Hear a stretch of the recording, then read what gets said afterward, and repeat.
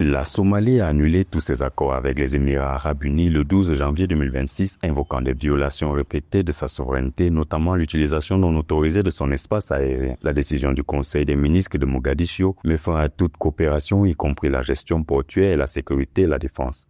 waxaan qaadanay tallaabooyin kala duwan oo la xiriira difaaca midnimada dalka iyo dadka Soomaaliyeed.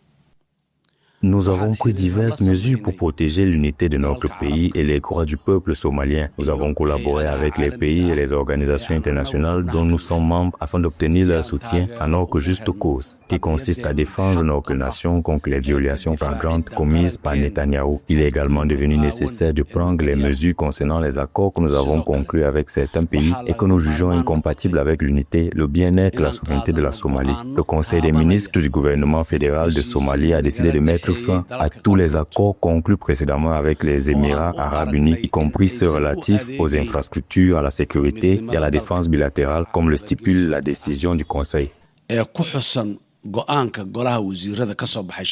Le différend porte sur les accords stratégiques des ports tels que Berbera, Bosaso et Kismayo et la coopération sécuritaire avec les Émirats arabes unis. La Somalie accuse Abu Dhabi de contourner les institutions fédérales en traitant directement avec les régions comme le Somaliland, menaçant l'unité nationale. Cette position est soutenue par des chefs traditionnels et acteurs politiques somaliens qui mettent en garde contre l'ingérence étrangère. You cannot, and Somalia will not tolerate to encourage secessionism.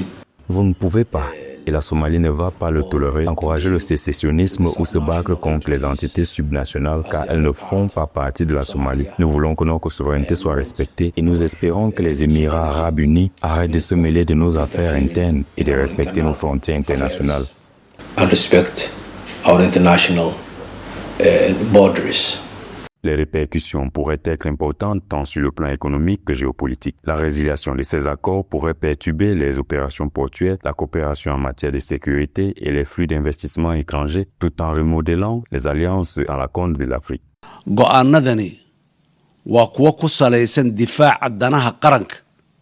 Cette décision vise à protéger les intérêts nationaux, la souveraineté et l'intégrité territoriale après qu'il soit apparu clairement que le maintien de ces accords et partenariats avec les Émirats arabes unis constituait une menace pour notre nation. Le gouvernement fédéral de Somalie entretient des relations positives et équitables avec tous les pays du monde fondées sur le respect, la solidarité, la fraternité et la coopération. Lorsqu'il apparaît clairement que certains accords compromettent nos intérêts nationaux, nous sommes tenus d'agir.